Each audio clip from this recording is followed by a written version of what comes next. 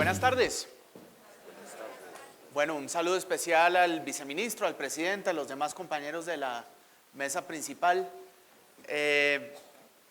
Pues muy grato estar hoy acá hablando de este tema de la capacidad jurídica para las personas con discapacidad. El viceministro decía hace un segundo que tenemos que ser hombres de la hora, que tenemos que estar como en la jugada con las nuevas tecnologías. Yo pienso que el progreso es más un estado de conciencia que un avance tecnológico. Sí podemos inventarnos estos temas de la huella digital y podemos inventarnos aviones más rápidos y teléfonos más pequeños y todo esto, pero al final lo que tiene que progresar es la conciencia, es como el sistema de pensamiento que tenemos para que cada vez sea más inclusivo y más acorde a los paradigmas de hoy. Y es un poco bajo esa premisa, bajo la que se extiende la charla que les voy a hacer. Se llama Discapacidad y Derechos y trata de abordar un poco cómo es ese paradigma de los derechos para las personas con discapacidad. Me va a demorar más o menos unos 25 minutos, Tatiana, para luego darle espacio a mis compañeros. Entonces, bueno, arranquemos muy rápido. La discapacidad se entiende bajo tres paradigmas distintos. Los tres conviven hoy, pero se separan. Son sistemas de entendimiento o maneras distintas de entender la discapacidad.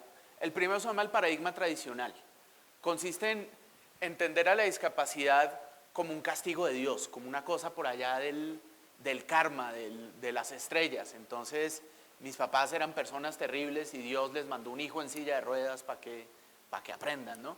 Y un poco eso sucede en todos los estratos y todos los círculos de nuestra sociedad. En un municipio muy pobre, un pelado nace con parálisis cerebral y los papás dejan de llevarlos a la plaza, dejan de llevarlos al parque, dejan de llevarlo a la escuela, dejan de llevarlo a la iglesia, pensando que las demás personas de la sociedad, del pueblo, los están juzgando, están mirándolos y si ven, es que eso sí ve, como no iban a misa o como hacían esto o como lo otro, entonces mire, Diosito les mandó, no castiga ni con palo ni con, ¿cómo es? Eso, pero tomen su chino con discapacidad, aprendan, ¿no? Entonces eso existe hoy en día, pero también en el estrato 10 de Bogotá, un superempresario multimillonario cuando le da un accidente cerebrovascular y queda con una hemiplegia, deja de ir al club, deja de ir al restaurante, deja de ir al parque de la 93, porque siente que las otras personas lo están mirando. Si ves, tenía como 3 amantes y no le pagaba bien a los empleados y era grosero. Mire, mi Diosito sabe cómo. ¿Sí? Entonces, un tema que es de la naturaleza tal, de repente lo estamos como adjudicando como al karma. ¿Sí? Y eso deja muy graves a las personas con discapacidad. Luego nos hemos civilizado un poco y llegamos a otro paradigma que se llama el paradigma médico, que es el segundo, que entiende a las personas con discapacidad más como pacientes. Entonces, si tan solo hacen más terapias, si tan solo avanza más la tecnología y la ciencia, entonces ellos van a lograr cruzar una línea imaginaria que es lo normal. Entonces, si tan solo hacen más terapia y avanza más la ciencia, ellos van a poder ser normales. Y eso tiene mucho sentido, ¿sí? Porque busca que la gente con discapacidad se adapte, ¿sí? Entonces, si yo aprendo en mis silla de ruedas a brincar, a hacer saltos, pues cuando yo llegue a un andén, puedo saltar y me monto en el andén y mi vida va a ser más fácil. Pero, ¿por qué yo debo adaptarme al andén en vez del andén adaptarse a mí? ¿Sí?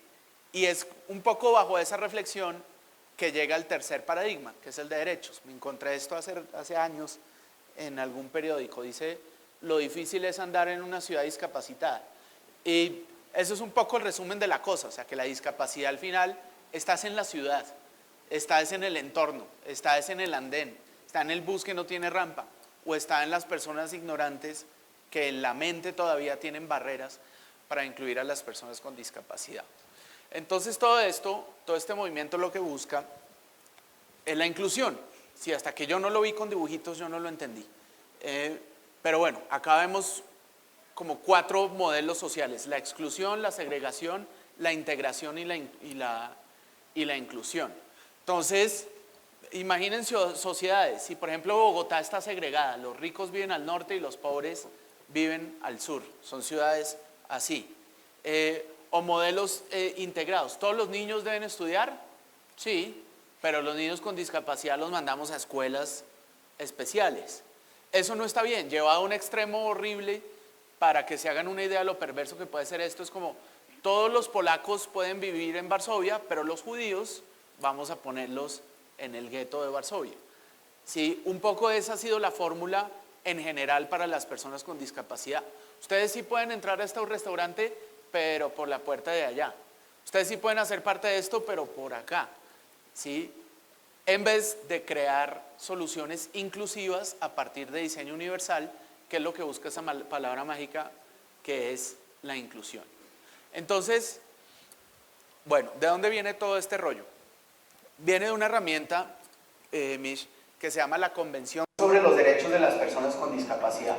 Ustedes saben de convenciones, me imagino. En el 48 sale la Declaración de los Derechos Humanos, después de asesinarnos brutalmente en la Segunda Guerra Mundial, pero a partir de eso, grupos de la sociedad empezaron a ver que esa declaración no era suficiente. Y entonces empezaron a hacer convenciones que lo que hacen es, se convierten como adendos, como anexos a esta declaración de derechos humanos. Por ejemplo, la de mujeres, tuvieron un cuaderno norma en el colegio, entonces conocen la de los niños, ¿sí? Los derechos de los niños. Entonces no es que los niños no sean humanos, sino que sus derechos eran especialmente vulnerados y las Naciones Unidas sacaron una convención para los derechos del niño. De la misma manera la discapacidad. ¿Sí? Las personas con discapacidad tenían los derechos especialmente vulnerados y por eso en el año 2008, y ojo a las fechas porque son importantes, en el año 2008, hace 8 años, muy recientemente, las Naciones Unidas pidieron esta convención. El gobierno colombiano la ratificó en el año 2013, o sea, la terminó de depositar en Nueva York en el año 2013. Es decir, llevamos 3 años de convención, que es muy poquito. ¿Por qué es importante esta convención? En términos generales y así muy rápido, digo, estos manes ya no están enfermos, sino que son ciudadanos con derechos. Sí, lo que decía Alicia, ya no son objetos de caridad, ya no son objetos de asistencialismo, ya no son pobrecitos, sino que son sujetos de derecho. Y eso implica un cambio tremendo. Toca cambiar todos los estamentos y toda la política y toda la manera de hacer las cosas para ya no darle asistencialismo a esta gente, sino garantizarle derechos. La definición de discapacidad según Naciones Unidas es: la discapacidad es un concepto que evoluciona y que resulta de la interacción entre las deficiencias que pueda tener una persona y las barreras en la actitud y en el entorno que evitan su participación plena y efectiva en las oportunidades que tienen los demás. Sí, va algo así. ¿Cómo así que la discapacidad evoluciona? No es que 100 años o en 200 años no exista el síndrome de Down, o que si a uno le cortan un brazo se lo puedan reconstruir, o que no vayan a ser alguien ciego, o que no vayan a hacer accidentes. Eso va a seguir sucediendo en el tiempo como ha sucedido siempre. Lo que cambia en 100 años son los contextos, los entornos, porque es diferente andar en una silla de ruedas en Bogotá hoy a andar en una silla de ruedas en Bogotá hace 50 años, que hace 50 años no había Transmilenio. Entonces yo podía tener la misma discapacidad, la misma condición, pero no podía ir a trabajar porque no habían buses donde yo pudiera montarme. Entonces yo tenía la misma condición, pero estaba mucho más jodido porque no podía andar por mi ciudad. Ahora, es distinto vivir en una silla de ruedas en Bogotá hoy que vivir en una silla de ruedas en Sácama, Casanare. ¿Sí? Y es distinto vivir en lo rural de Sácama, Casanare a vivir en el casco urbano. El que vive en lo rural de Sácama, Casanare puede tener incluso una lesión más leve que la mía, pero está mucho más jodido que yo, porque su entorno, porque su contexto hace que su discapacidad sea mucho más grave. ¿Sí? Eso es lo importante del mensaje de las Naciones Unidas. Básicamente dijeron, la discapacidad es un colectivo social que busca derechos como los afrocolombianos, como los LGBT, como las mujeres, etcétera, etcétera, etcétera. ¿Sí? Es decir, una persona negra no tiene dentro de su cuerpo el racismo, lo que tiene es que es negro. Cuando ese ser negro interactúa con alguien que tiene ignorancia en su mente, ahí pum, aparece mágicamente el racismo. Yo igual no tengo discapacidad en mi cuerpo, lo que tengo es que no puedo caminar. Cuando mi no poder caminar se encuentra con un bus sin rampa, ¿sí? Con un edificio sin ascensor, o con un jefe que piensa que uno necesita los pies para contestar el teléfono, ahí apareció la discapacidad mágicamente. Sí, es exactamente lo mismo. Entonces la discriminación hacia las personas con discapacidad es como hacia cualquier otro colectivo social. ¿Qué buscan entonces los colectivos sociales? Los movimientos de derecho civil buscan cambios en la cultura. Un cambio en la cultura se da con los siguientes pasos, Mish. Uno tiene que entender que hay un problema, ponerle una legislación, un marco jurídico a ese problema, dejar que ese marco jurídico permee en el tiempo y hacer activismo, ¿sí? Porque la cultura en ese momento era que las mujeres no estudiaban. Hoy en día ninguna universidad saca pecho por recibir mujeres, ¿verdad? Universidad de los Andes, recibimos mujeres. Pues no, no es ningún mérito. Sí, porque lo que cambió fue el concepto de qué entendemos como normal. Hace 50 años lo normal era que las mujeres no estudiaran, hoy en día lo normal es que las mujeres estudien. ¿Sí? Entonces, en materia de discapacidad, hoy en día estamos viviendo cosas que entendemos como normales, que están lejísimos de serlo. Voy a hacer rápidamente un paralelo por otro movimiento de derecho civil que me gusta mucho, que es el de los afroamericanos en Estados Unidos. Esta es la foto de Rosa Parks, no sé si se acuerdan de esa historia. En Alabama en 1954 era ilegal que las personas negras se montaran en la parte de adelante del bus, se tenían que hacer atrás. Pero ese día Rosa se sentó adelante y llegó el conductor y le dijo, no mija, usted es negra, se tiene que hacer atrás. Y los que estaban al lado, no arranca el bus hasta que usted nos... Y ella estaba emberracada ese día y dijo, me quedo acá. Y dijeron, bueno, pues llamamos a pues llámela. Y llamaron a la policía y metieron a Rosa presa ese día por sentarse en la parte de adelante de un bus. Ese fue su crimen. Ahí está la foto en la comisaría, como pueden ser, seguía emberracada. Pero ella estaba haciendo algo que no era normal y estaba haciendo algo que no era legal. Es decir, ese día la ley la metió a la cárcel con razón. Sí, porque lo legal no había empatado, lo cultural y lo legal estaban empatados y eran ilógicos, pero eran la norma. ¿Sí? Ojo a los tiempos, 10 años después, Mish, 1964, el Congreso de los Estados Unidos pasa el Civil Rights Act. 10 años después de que Rosa y muchos activistas como Rosa hicieran ese tipo de manifestaciones. 10 años se tardó el Congreso de Estados Unidos en decir, no señores, Rosa tiene razón. De ahora en adelante ella tiene derecho a sentarse en donde le dé la gana y ya no la pueden discriminar más por su raza, ni por su sexo, ni por su credo. Pero eso se tardó 10 años. Luego de esos 10 años, ¿ustedes qué creen? ¿Que en el 64 ya los problemas de Rosa se acabaron? Para nada, continuaban y peores. Ahí es donde necesitamos mucho de Mohamed Ali, Martin Luther King, Malcolm X y todos esos activistas que lo que hicieron fue a través de su talento, a través del arte, de la cultura, del deporte, del activismo, de la política, cogieran ese papelito que era el Civil Rights Act y lo aterrizaran en la realidad de la gente. Porque el conductor de ese bus de pronto no está pendiente de cuáles son las leyes que pasa el Congreso. Porque los que se sientan al lado en ese bus no tienen ni idea de lo que sucede en el Congreso. Entonces hace falta hacer activismo para aterrizar eso en la realidad, para esa línea imaginaria que llamamos normal cambie. Metan eso en una olla durante 50 años y en el 2009 esto fue posible. Escogieron a Barack Obama como presidente de todos los norteamericanos, no de los negros, él es el presidente de todos. ¿Sí? Y no es que el racismo se haya acabado, pero ya cambió la cultura lo suficiente como para que esto fuera culturalmente posible. Un presidente negro era legalmente posible desde 1965, pero era culturalmente ridículo siquiera sugerirlo. Tocó que pasaran 50 años, ojo, 50 años, para que ese paradigma, ese sistema de ideas de lo que entendieran como normal, dejara de ser normal y cambiara el paradigma. En discapacidad sucede lo mismo. Tenemos un problema y es que nos han discriminado, pero nosotros nos hemos discriminado también. Yo bajé esa foto de internet, no sé, no conozco a ese señor, pero sí sé que él cree que su única posibilidad es cambiar su dignidad por monedas y que estamos en una normalidad, estamos en una sociedad donde se admite esto. Se dice sí, si usted tiene discapacidad entonces pida plata porque no tiene otra posibilidad. Afortunadamente ya hay una legislación. Ya Colombia ratificó esto en el año 2013 y sacamos adelante una ley 1618 estatutaria para aterrizar los valores de esta convención en la legislatura colombiana. Activismo, pues hombre, para mí es cualquier persona con discapacidad o con discapacidad que se levanta y vale por lo que es y no por tener una discapacidad.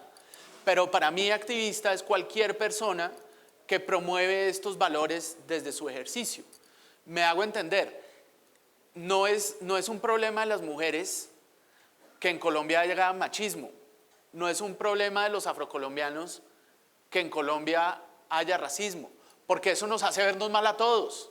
Eso es vergonzoso para cuando el bolillo coge y le casca a una vieja y los titulares alrededor del mundo son director técnico de la selección Colombia le casca a una vieja en todo el mundo, pues no quedó mal el bolillo, quedó mal Colombia, quedamos todos como unos salvajes a partir de eso, ¿sí? Y que el bolillo haga eso es un indicador cultural de que él cree que todavía puede hacer eso y salirse con la suya, ¿sí? De la misma manera es la discriminación para las personas con discapacidad. Pienso que no haya una rampa en una universidad, que los sistemas de transporte no sean accesibles, eso es algo que habla pésimo de todos como sociedad. Me gustó mucho en la intervención del señor presidente que dijo que las notarías todas son accesibles, todas tienen rampas y baños. Eso me parece maravilloso. El punto es cómo ustedes pueden ser activistas y generadores de ese cambio de chip, de ese progreso que necesitamos no en la tecnología, sino en el nivel de conciencia. Cómo ustedes que tienen un papel clave, fundamental, que es reconocerle los derechos a un colectivo social que ha sido ignorado durante 200 años en este país, ustedes tienen en su poder hacer este cambio. Pero no es un cambio fácil porque vivimos todavía cosas muy salvajes. Por ejemplo, para mí el cambio lo veremos, Mish, cuando esta foto, miren esta foto. Esto es una foto de una universidad que no es accesible para personas negras, en Little Rock, Arkansas, 1957. Está entrando esa estudiante negra y quiero que vean cómo las otras la miran. Están diciendo, usted no es bienvenida acá. Y no es porque no pueda entrar, no es porque no haya accesibilidad, sino porque hay barreras en la mente. Pero el mensaje es, usted no es bienvenida. De la misma manera, hoy en Bogotá, Colombia, sucede esto. Esto es una universidad con escaleras en la entrada, pues el mensaje es el mismo, usted no es bienvenido acá. ¿Sí? O por ejemplo, antes había fuentes de agua para los blanquitos a un lado y para los negros para el otro. Y había letreros, o sea, esto era normal. Esto era tan normal que había letreros por la calle que decían, acá beben los blancos y acá beben los negros. Y nadie decía nada. ¿Y qué vemos en materia de discapacidad? Pues hombre, segregamos, por ejemplo, los juegos. Hay unos juegos olímpicos para los normalitos y otros juegos paralímpicos para los chuecos. Y nadie dice nada. Nadie se extraña, nadie hace un escándalo. Es lo normal. Son cosas que no son normales, pero que como sociedad todos nos pusimos de acuerdo a decir, sí, eso es algo que pasa y va a seguir pasando. O miren esta es la fuente de agua, una mujer negra tomando ahí de colored only, eso es como negritos only, y ella toma ahí. Entonces, ¿quién es el villano en esa foto? ¿Será ella por estar sumisa y bebiendo? No creo, pues tendría sed. ¿Sería el dueño del establecimiento? Yo creo que el que puso esa fuente de agua ahí partía de un corazón bueno, ¿no? Era un tipo bueno que decía, mire, estos hijos de madres trabajando ahí todo el día y no tienen ni un berraco vaso de agua para tomar, póngale una fuente ahí. O sea, parte de una buena motivación, no era un tipo malo. Para mí el villano en esa foto es el contexto cultural que permitió que existiera. ¿Sí? Hoy en día pongan una fuente de agua solo para personas negras a ver qué sucede. A ver si alguien va y toma o si la cogen a piedra más bien. ¿Sí? Y el punto es que hoy, para las personas con discapacidad, tenemos esto, igual, parking only. ¿Sí? Entonces, tenemos como modelos segregados y yo no tengo todas las respuestas. Y hay muchas que tenemos que como que construir entre todos, especialmente la de capacidad jurídica. Ahora los voy a dejar con Federico, que va a hablar específicamente de esto. Pero la introducción mía es para que no le tiren tan duro después a Federico con lo que él tiene que decir, porque él va a decir cosas que son difíciles de entender. Sí, porque al primer loco que se le ocurrió, oiga, vamos a meter estudiantes negros en una universidad blanca, le dijeron, olvídese, hermano, eso no se puede hacer, es imposible, nos toca cambiar los estatutos y nos toca cambiar el reglamento y nos toca tener unas acomodaciones especiales. Y sí, tocó cambiar todo, pero era lo que había que hacer. Estamos un poquito en ese momento, equivalente en ese 1964, estamos como en ese año para los derechos de las personas con discapacidad. Porque él les va a decir que las personas con síndrome de Down se pueden casar y tienen derecho a tener pelados o tienen derecho a adoptar. Él les va a decir que las personas con esquizofrenia pueden tener patrimonio y pueden firmar y pueden tener su vida jurídica para manejar su patrimonio y su plata como quieran. Él les va a decir que la interdicción, esa vaina ya no va. Y eso es difícil de entender, porque la interdicción viene del derecho romano. O sea, venimos 2000 años pensando en que la solución es esa, y de repente unos locos en Suiza sacaron una convención diciendo que ahora esa vaina no va. Entonces sé que son muchos los temas que pisan callo, pero poquito a poco nos toca empezar a cambiar esa mentalidad, a cambiar ese chip y a empezar a generar como esas infraestructuras culturales, sociales y de conciencia para darle espacio a las personas con discapacidad. La semana pasada en Chile, la presidenta Michelle Bachelet sancionó una ley aprobando que las personas ciegas puedan ser notarios. Sí, antes era ilegal, yo no sé eso en Colombia cómo estás. ¿Eso se puede? ¿Alguien ciego puede ser notario? Bueno, estamos hoches con eso. ¿Se podría? Claro que sí. Si los chilenos pudieron, ¿será que nosotros no? Yo creo que sí. Yo creo que sí.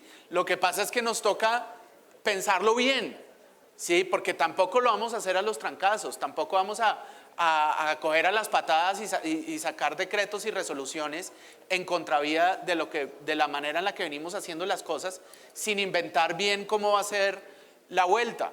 Toca investigar qué hicieron los chilenos, ¿sí? Entonces es a partir de qué ayudas técnicas que las personas ciegas en Chile pueden ser hoy en día notarios. ¿Cuáles fueron los ajustes razonables que se hizo en el sistema de notariado chileno para que las personas ciegas puedan ser notarios en igualdad de condiciones con otro notario? ¿Sí? Porque no van a hacer menos servicios, van a hacer lo mismo.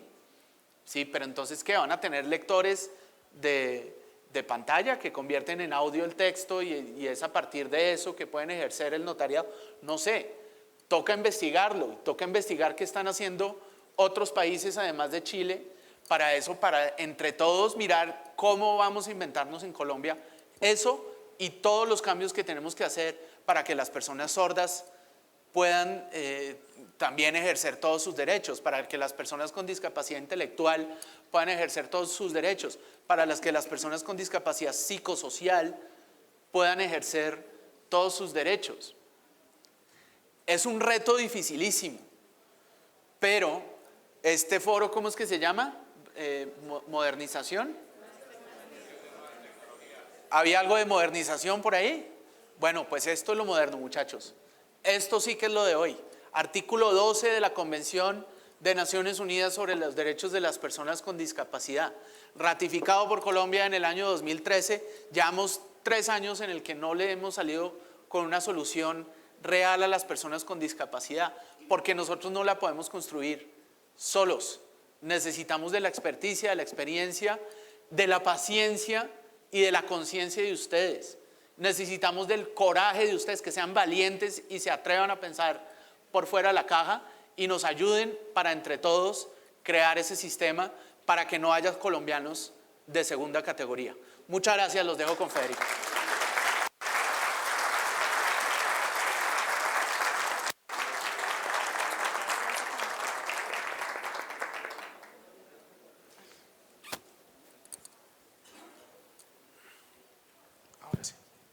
Muy buenas tardes a todos. Es un gusto poder estar hoy acá con ustedes contándoles también qué estamos haciendo desde el Gobierno Nacional y concretamente desde el Ministerio de Justicia y del Derecho para lograr lo que Juan Pablo ha señalado. No solo unos cambios desde la legislación, unos cambios desde lo jurídico, desde el rol de los abogados, sino unos cambios desde lo social, desde lo cultural. Juan Pablo no solo es el director del Plan Presidencial para la Inclusión Social de las Personas con Discapacidad, sino que también es el presidente del Consejo Nacional de Discapacidad, con quien hemos trabajado fuertemente en todas estas iniciativas. Y también está en esta mesa Federico Izaza. Tal vez ninguna universidad colombiana ha trabajado tanto el tema de discapacidad como lo ha hecho la Universidad de los Andes, con quien el ministerio ha suscrito un convenio para fortalecer toda esta política pública y que logremos un impacto real y cierto. Juan Pablo lo ha dicho, todos somos iguales y somos iguales porque todos somos mujeres y hombres con los mismos derechos. Pero la verdad es que unos somos más iguales que otros. La verdad es que todos tenemos derecho de ir a San Victorino, pero no todos podemos hacerlo, porque no somos una sociedad incluyente. Todos tenemos derecho a trabajar, pero no todos podemos hacerlo en los lugares en los que quisiéramos y a veces simplemente por unos estereotipos y unos paradigmas que son los que desde el Ministerio de Justicia y del Derecho queremos romper. Y todos tenemos derecho a contraer obligaciones, a cumplir con nuestros deberes, pero realmente no todos podemos siempre hacerlo. Por eso yo empalmo la intervención de Juan Pablo con lo que desde el Ministerio de Justicia y del Derecho venimos realizando, y quiero agradecer de manera muy especial a la Unión Colegiada del Notariado Colombiano. Nos sentimos muy arropados por la Unión, por el señor presidente, por la doctora Carlina y por todos quienes se han vinculado a este gran proceso. Tanto el presidente como el viceministro comentaban en sus intervenciones que el Ministerio de Justicia y del Derecho y la Unión Colegiada del Notariado Colombiano han suscrito una declaración de cooperación. Y ha sido una declaración de cooperación para construir cuál va a ser el marco de acción de los notarios frente a las personas con discapacidad. Admiramos profundamente lo que desde el notariado se viene haciendo en todos los escenarios y que, como indicó el señor viceministro, es además respetado a nivel internacional. Pero desde el ministerio estamos además decididos a apoyar, a acompañar al notariado colombiano para que sea también referente latinoamericano y mundial en el reconocimiento y respeto a los derechos de las personas con discapacidad. Y ha sido ya mucho el camino que se ha recorrido, logrando que las notarías sean accesibles, que se realicen ajustes razonables, pero el punto más álgido y el reto real que tienen que enfrentar los notarios y que tenemos que enfrentar todos quienes hacemos parte de la comunidad jurídica, tiene que ver con el reconocimiento pleno de la capacidad jurídica de las personas con discapacidad, tema al cual se referirá a profundidad el doctor Federico. Yo quiero contarles qué estamos haciendo desde el ministerio para lograr también ese cambio en todos los escenarios. Y lo primero que quiero contarles es que el ministerio conformó una red, RUNDIS, la Red Universitaria para el Reconocimiento y la Defensa de los Derechos de las Personas con Discapacidad.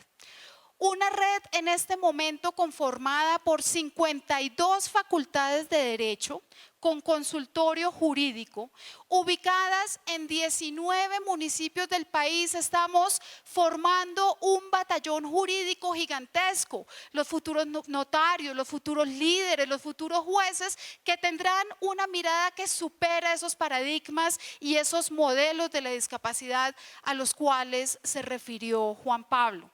Pero además esta red presta servicios muy importantes porque la red se encarga de prestar servicios de asesoría jurídica, de capacitación, de sensibilización, lleva a cabo proyectos de investigación, generación de nuevo conocimiento que finalmente es la razón de ser de la academia y está logrando una incidencia local y una transformación real de vidas importantísima. Además de Rundis, el Ministerio de Justicia y del Derecho ha suscrito convenios también con la Escuela Judicial Rodrigo Lara Bonilla. Para nosotros es obligación que todos los jueces del país tengan una mirada de la discapacidad acorde con la Convención de las Naciones Unidas. Una mirada de discapacidad donde no importa si se trata de una discapacidad física, si se trata de una discapacidad mental, todos podemos tener los mismos derechos y actuar como ciudadanos en un país con igualdad de oportunidades. Por eso, la Escuela Judicial se ha comprometido a que en todos los programas de formación dirigidos a jueces y a funcionarios judiciales se incorporará el módulo de discapacidad. Hoy iniciamos el proceso de formación de 1.100 candidatos a jueces. Recuerdan que hace un tiempo se llevó a cabo el primer examen de carrera judicial. Las 1.100 personas que aprobaron ese examen a partir de hoy y durante el próximo año estarán cursando un programa de formación en discapacidad. Y ejercicio similar estamos realizando también con el IMPEC. Junto a la Universidad de los Andes, quien nos acompaña en todos estos procesos, hemos construido una cartilla de formación dirigida a funcionarios penitenciarios y también a población reclusa. Y también con la Unión Colegiada construimos una cartilla que hemos discutido ya con la doctora María Emma, superintendente para el notariado, y que esperamos poder publicar próximamente. Entendemos que de pronto frente al tema de la capacidad jurídica aparecen algunos temores y aparece sobre todo un artículo concreto que es absolutamente contrario a la convención y que los notarios tienen como referente, y por eso también el llamado es a evaluar el tema desde otra perspectiva, desde la perspectiva del control de convencionalidad. La Convención de las Naciones Unidas y concretamente el artículo 12 que habla del respeto a la capacidad jurídica hace parte del bloque de constitucionalidad y los notarios encuentran hoy en sus normas un referente que señala que puede obviarse, abstenerse de la prestación del servicio cuando se identifica la existencia de una discapacidad que pueda, a criterio del notario, alterar o poner en duda la validez. Nosotros, y el doctor Federico les va a hablar sobre el particular, respetuosamente los invitamos a una reflexión desde la convención, a aplicar el control de convencionalidad y ese bloque de constitucionalidad y esa cartilla que de la mano de la Unión Colegiada del Notariado Colombiano estamos construyendo, que contamos también con el apoyo en la reflexión de lo que sea menester para ajustar todo el actuar notarial de la Superintendencia de Notariado y Registro. Esa cartilla se refiere concretamente a este punto que, como decía, para nosotros sin lugar a dudas es el más relevante.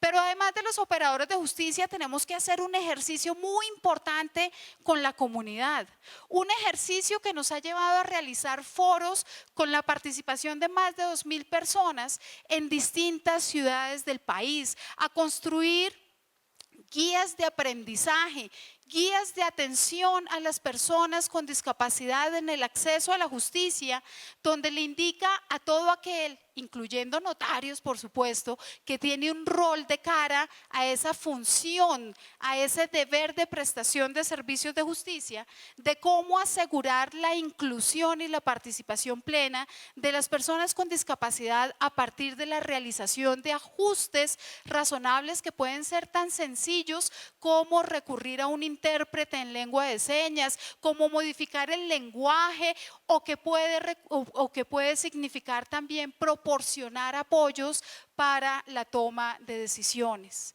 Esa guía de atención que puede ser, como su nombre lo indica, una orientación de gran importancia para ustedes, está en la página web del ministerio y gentilmente los invitamos a que la exploren, a que la conozcan, pero sobre todo a que ustedes también la apliquen. Ejercicio similar de capacitación estamos haciendo con los defensores de familia. Y todo esto para significar que el cambio acá está en las manos de todos, pero está en las manos de todos, especialmente de quienes tenemos una incidencia desde lo jurídico, desde lo político y desde lo social. Juan Pablo lo decía, ninguno de nosotros se atrevería a negar la prestación del servicio a una mujer.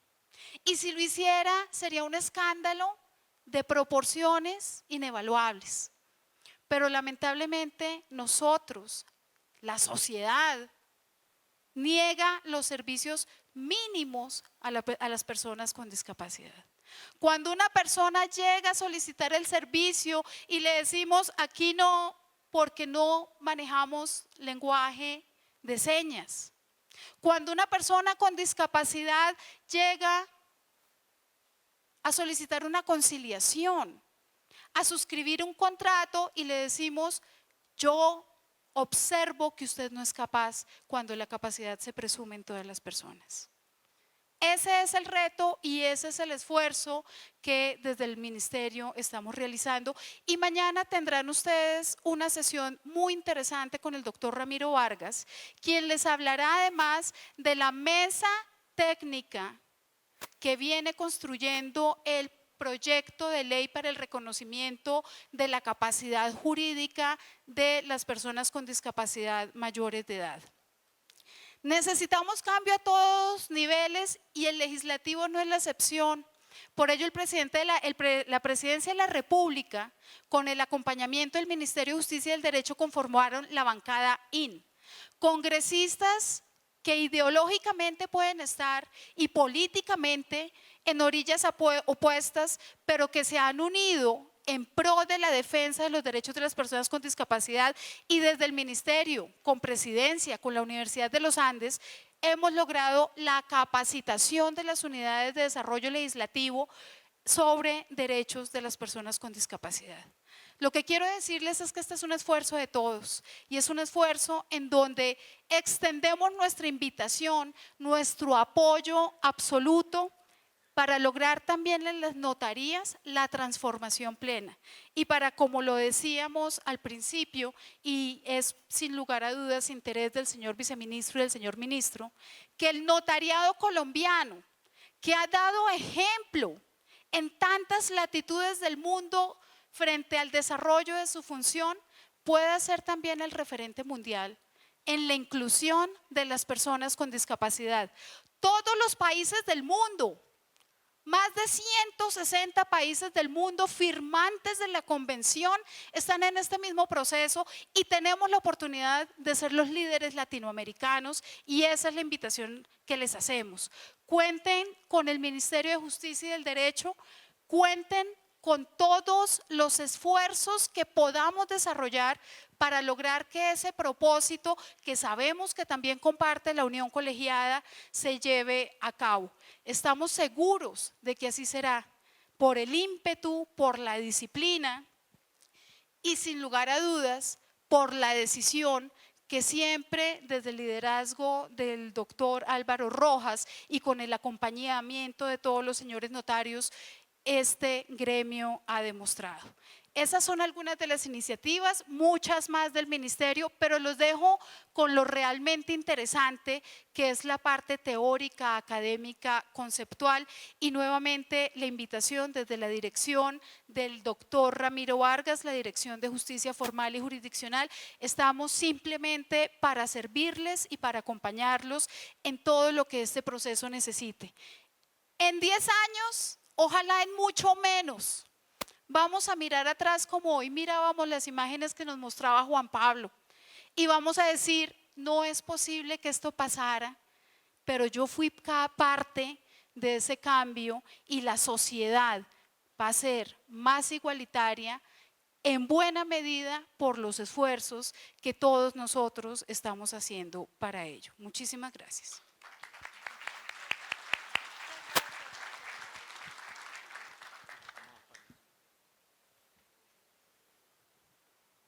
Disculpen, yo llevo toda la mañana sentado por reuniones y eso, entonces creo que voy a hacerme aquí para poder descansar.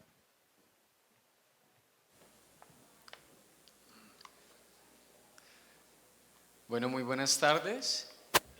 Quisiera agradecer nuevamente, ya como lo hayan hecho mis compañeros anteriormente, a la Unión, a la Superintendencia y a todos ustedes por estar presentes aquí el día de hoy. Y que se nota que están muy interesados en este tema tan importante y tan trascendental para nuestro país y para las poblaciones que han sido históricamente marginadas y discriminadas. Quisiera también saludar a los notarios y notarias con los que he tenido la posibilidad de hablar y dialogar en algunos momentos y que nos han ayudado a construir todo esto que estamos pretendiendo hacer en temas de discapacidad. Porque como decía Tatiana, si bien esto es una invitación y de la cual también me uno y hago eco a esa invitación, quisiera también señalar que estamos ya montados en el bus de la implementación de esto. Juan Pablo señalaba que precisamente ya esta convención está ratificada desde 2011, de hecho, llevamos realmente 5 años sin lograr el pleno cumplimiento de la convención, como muchos otros países. Como decían, esto tampoco es un tema que sea de alguna manera cambiante de la noche a la mañana, pero sí es muy importante estar también con el conocimiento de que es una situación bastante importante, especialmente cuando la comunidad internacional está poniendo los ojos en nuestro país.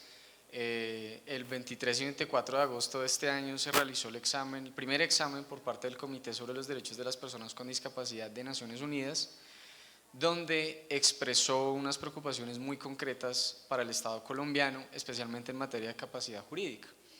Y uno de los temas más importantes que allí se estableció es la necesaria derogación de toda disposición que sea contraria a la Convención y a la Constitución, porque Colombia, como otros países, ustedes saben, parte de un elemento especialmente importante en su Constitución, y es el tema del bloque de constitucionalidad.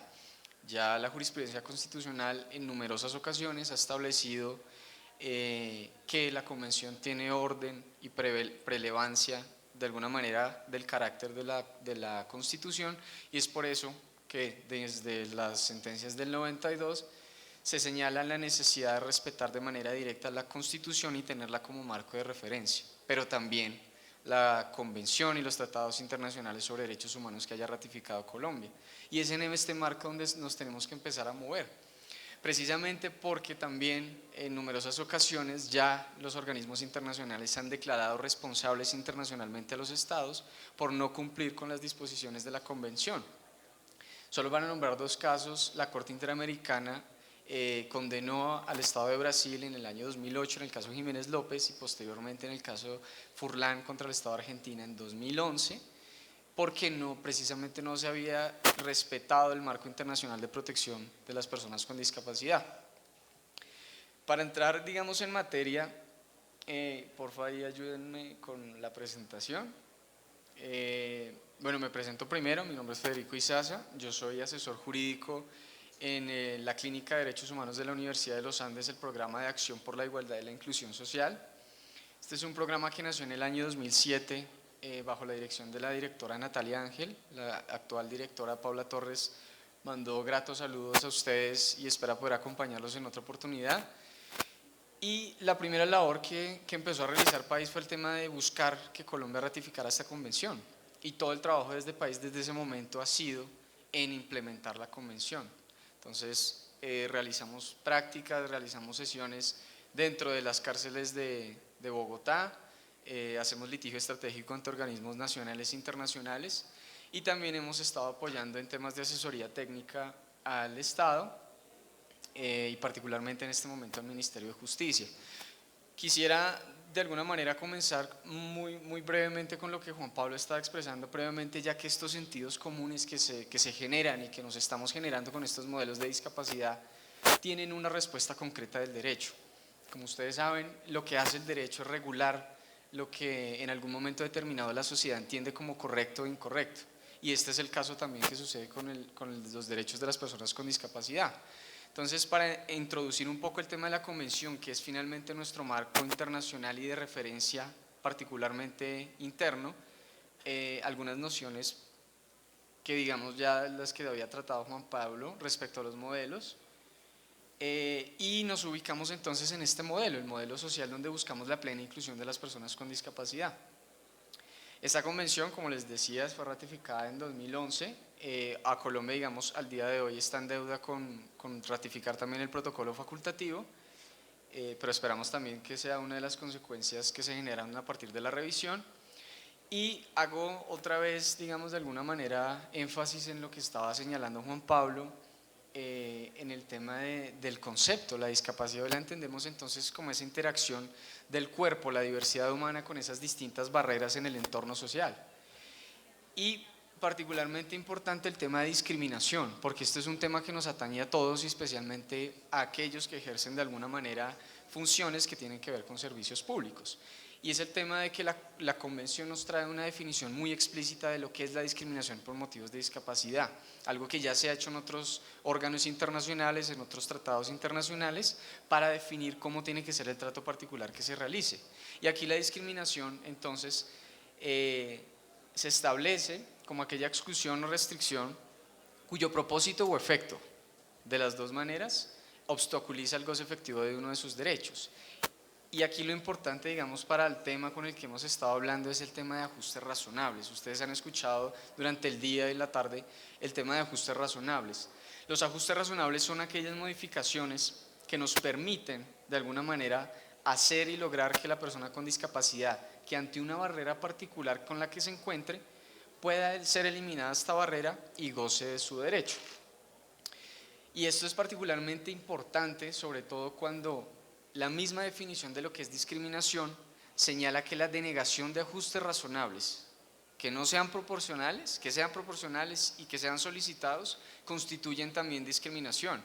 Y la discriminación en el caso de personas con discapacidad también fue incluida en la Ley Antidiscriminación de 2015. Entonces, además también tenemos un tema de sanciones penales que nos involucra a conocer muchísimo más por el tema de discapacidad. Juan Pablo hablaba ahorita también del diseño universal, un tema que buscamos en el que, por ejemplo, en este auditorio tuviera ya la rampa instalada para que Juan Pablo no hubiera tenido que esperar en ese momento pues para ver si de pronto podía estar aquí con nosotros. O aquí como está en el Tequendama el baño, que hay un baño para personas con discapacidad y hay otro para personas que no tienen discapacidad, pero el baño de personas que no tienen discapacidad es totalmente inaccesible. Entonces vemos cómo estamos tratando de implementar cuestiones que digamos yo sé que se hacen con la mayor voluntad, pero que no están apuntadas a que realmente sea una sociedad integrada, sino que simplemente sigamos en este modelo que nos mostraba Juan Pablo con los dibujitos, de que seguimos haciendo temas ya no de inclusión sino de integración. Sí, participemos todos en la sociedad, pero ustedes allá y yo acá. Ese es uno de los temas importantes que tenemos que empezar a reevaluar, sobre todo cuando prestamos nuestros servicios en las notarías. Y en esto también felicito de verdad por todo lo que he escuchado el día de hoy, los avances tan importantes que han comenzado a realizar y que se han realizado, porque son un marco internacional muy importante y por eso hago mención y eco a lo que decía Tatiana, de que hoy en Colombia tenemos la posibilidad de convertirnos en referentes en temas de discapacidad y función notarial. Ahorita en Colombia el único país que ha implementado ajustes en el tema especialmente de la capacidad ha sido Chile. y el resto de países son los únicos que han sido Europa. Entonces también tenemos que empezar a ponernos en el tema, que no significa necesariamente implementación de recursos, que no significa necesariamente implementar una serie de medidas gravosas y costosas, sino que simplemente se pueden realizar por medio de estos ajustes. Y uno de estos temas, y es por eso que Juan Pablo decía que ojalá no me den tan duro ahorita con las preguntas, porque es que el artículo 12 de la Convención trae una consideración que es revolucionaria en términos, digamos, para nosotros, que nos hemos crecido y todavía pues llevamos muchísimos años entendiendo este tema de la capacidad como lo hemos entendido, bajo un modelo civilista de tradición romana, que tiene una tradición decimonónica muy extensa. Entonces, cuando llega la convención, que también es importante señalar que esta convención no fue precisamente una consideración particular que se inventó alguien en un sitio europeo y no tuvo en cuenta a las demás personas. La convención nació a partir de la lucha de las personas con discapacidad, que es desde el 68 han intentado que se les reconozcan sus derechos. Fue únicamente la necesidad de que ellos estuvieran pendientes de todo esto, que trataran de hacer un clamor para ello y poder empezar a tratar este tema en un tratado internacional. Se requirió que fuera un tratado internacional el que empezara a reconocer estos derechos. Y este tema de la capacidad jurídica, ¿por qué es tan importante para la Convención? ¿Y por qué es tan difícil para nosotros? Porque el artículo 12, que de hecho no habla en sí de capacidad jurídica, sino que únicamente habla del igual reconocimiento ante la ley de todas las personas, señala que todas las personas con discapacidad tienen los mismos derechos, que eso no es decir nada extraño, eso lo podemos encontrar en nuestra jurisprudencia, en nuestra Constitución, pero va un poco más allá y dice, mire, hay que entender este tema de la capacidad, si bien lo hemos entendido normalmente en un tema binario, donde decimos capacidad de goce, capacidad de ejercicio, la Convención nos dice, hay que entenderla en términos de capacidad jurídica explícita. ¿Cómo es esto? Aquí se reúnen los dos elementos, y esa presunción que existía de que únicamente las personas tenían en un momento determinado personalidad jurídica y eventualmente se iba reconociendo su capacidad de ejercicio y que dependía de ellas y de su situación particular, con la Convención nos dice no, también existe una presunción de capacidad jurídica en cuanto a ejercicio. Y eso, claro, a nosotros nos choca mucho porque nuestro modelo de tratamiento de la discapacidad y de la capacidad ha sido especialmente restrictivo en términos de ejercicio, y esto lo vemos con los procesos de interdicción, por ejemplo, que ha sido una medida que en algún momento se pensó como únicamente protección y para algunos casos muy particulares, pero que tiene también unas consideraciones y unos efectos explícitos que contrarían todo el derecho internacional de los derechos humanos. Entonces yo sé que este es un tema bastante complicado, pero también reivindico acá el tema de que, como de alguna manera decían en mayo del 68, seamos realistas y pensemos lo imposible, imaginemos lo imposible, que de hecho no es tan imposible, porque hay muchos países, y esto es también bueno señalarlo, que se han montado en este bus y que ya han implementado reformas muy concretas y que han tenido unos resultados especialmente importantes. Y en esto hablo de países como Perú, como Argentina, como Costa Rica, países como Botsuana, países como Bulgaria, ya están haciendo todo este tipo de reformas. Esta ley, digamos, no, por temas de tiempo no quisiera entrar mucho en el tema y más bien saltar al tema explícito de la capacidad jurídica. Esa consideración que nosotros vemos como tan problemática también se problematizó de manera singular en todos los otros países que firmaron la convención. Y fue tan necesario y fue tan grande la polémica que el comité tuvo que sacar una observación general que también es vinculante para el Estado colombiano, donde dice, mire, hay un tema que ustedes todavía no han entendido de manera clara, y es que la capacidad mental es distinta a la capacidad jurídica. La capacidad mental varía de una persona u otra, todos tenemos capacidades distintas y eso sería, digamos, erróneo negarlo, pero la capacidad jurídica tiene que presumirse y tiene que hacerse realidad. Entonces, en ese sentido, si condicionamos la capacidad jurídica a la capacidad mental, estaríamos entrando en lo que la misma convención y la ley antidiscriminación señala como discriminación por motivos de discapacidad. Pues ya ahí lo que estoy diciendo es, usted por tener discapacidad no tiene derecho a ejercerlos. Y aquí no estoy hablando de que hablemos entonces de que hagamos una base limpia en la que todo el mundo tenga el mismo derecho a ejercitarse de manera clara y que los derechos de alguna manera puedan tener una vinculación por los efectos que se estén dando, sino que se entiende y ellos han entendido que la capacidad de ejercicio también es gradual. No es lo mismo que, digamos, yo le diga a una persona con discapacidad psicosocial que me muestre cuál es la voluntad y preferencia que tiene para realizar determinado acto jurídico a una persona que está en coma, sino que miren la diferencia, y esto es lo que nosotros hemos entendido generalmente. Cuando hablamos de discapacidad y capacidad jurídica, inmediatamente se nos viene a la cabeza el caso extremo, el caso de la persona de que esa persona, por mucho que quiera, no puede manifestar su voluntad y preferencia, por mucho que quiera, no puede entender lo que está sucediendo alrededor de sí misma. Pero no podemos hacer de la excepción una regla, porque entonces, ¿qué pasa con todas aquellas personas que tienen una capacidad de ejercicio que se ha comprobado plenamente, pero que sin embargo les decimos, no, pues igual como tiene discapacidad, pues no tiene derecho a ejercerla? Y en este sentido, si me ayudan ahí por favor con la presentación, quisiera señalar, digamos, algunos de los abusos que hemos visto en el tema del régimen de capacidad jurídica que actualmente existe. El primero es el tema de que una persona, un tercero, independientemente del hecho de que haya causado la interdicción, por ejemplo, generalmente es por temas patrimoniales, esta tercera persona queda encargada de determinar la voluntad y preferencia de la persona con discapacidad en todos los sentidos de la vida. Cuando una persona es declarada interdicta, independientemente del grado de capacidad que tenga, porque eso también es un tema de que el proceso de la ley 1306 no es un proceso que establezca de manera clara cuál es el pronóstico de la persona. Lo único que hace es establecer un diagnóstico. Y las personas con discapacidad dicen, ese es mi diagnóstico, pero usted a mí no me puede decir cómo es mi pronóstico si yo no he tenido la ayuda y los ajustes que requiero, que tampoco tienen que ser tan graves, no son tan rigurosos. Y lo que hemos visto es, por ejemplo, en el tema de esterilizaciones forzadas, que es un tema que de hecho causa mucha polémica a partir del programa que sacó Séptimo Día hace algunos meses.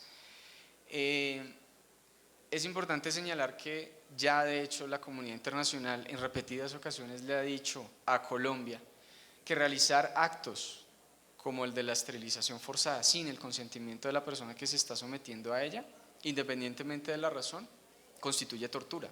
Y cuando es a mujer, constituye en violencia de género. Y es un tema preocupante, sobre todo porque, según los datos del Ministerio de Salud, alrededor de 500 personas al año están siendo esterilizadas. Y muchas personas con ese tipo de intervenciones ni siquiera saben que han sido esterilizadas.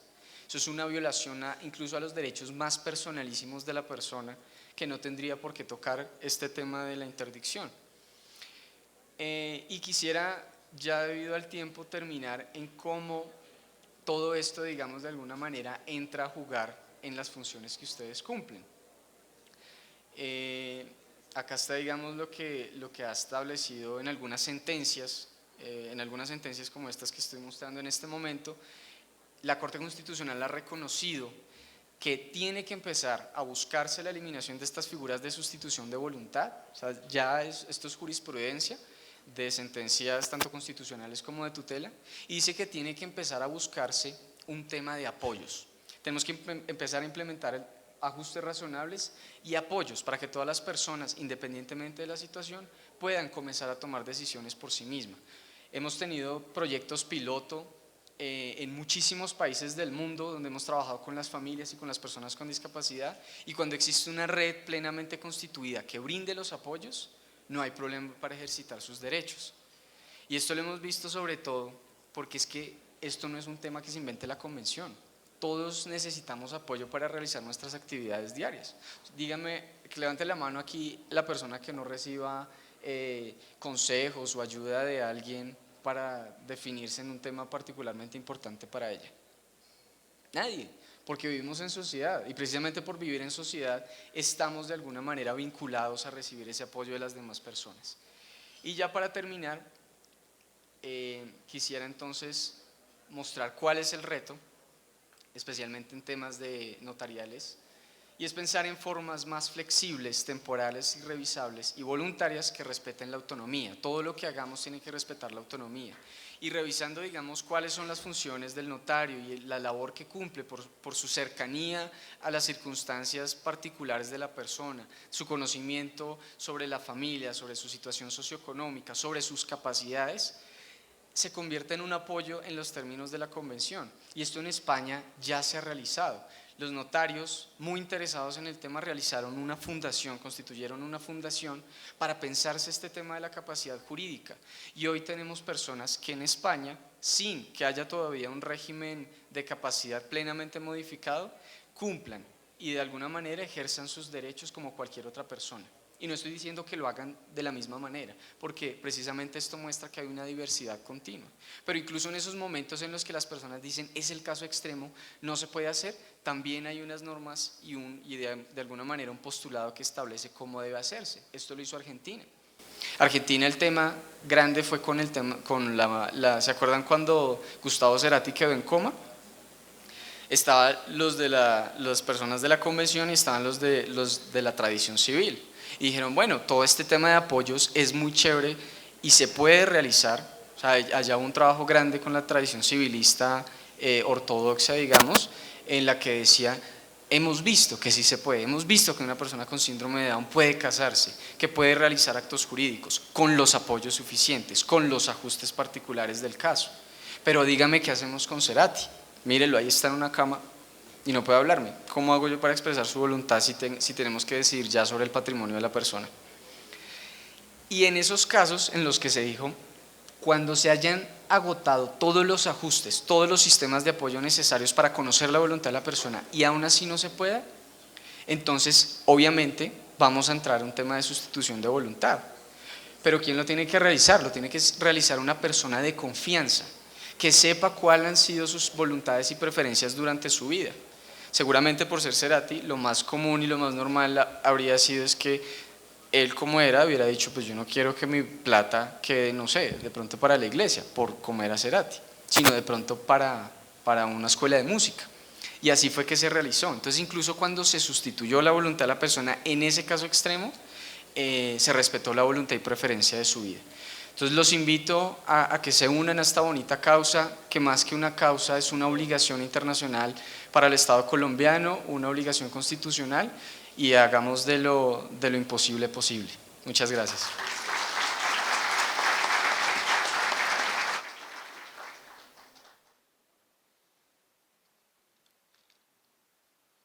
Gracias a los tres intervinientes que nos han dejado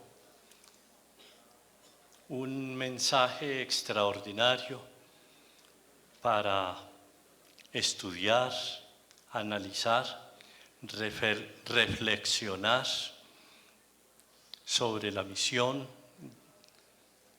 del notario en general y en este caso del notario colombiano en ejercicio del control de legalidad, pero teniendo en cuenta el respeto a los derechos fundamentales que consagra la Constitución política. Porque hoy en el derecho moderno notarial no solo se habla de control de legalidad a nivel, perdónenme la tautología, de ley, sino también de control de constitucionalidad. Y en ejercicio del control de constitucionalidad, el notario tiene que tener una perspectiva supremamente amplia, pero a la vez tiene que tener una conciencia de servir protegiendo a las personas que necesitan en circunstancias determinadas ese complemento, ese servicio para el ejercicio pleno de sus derechos.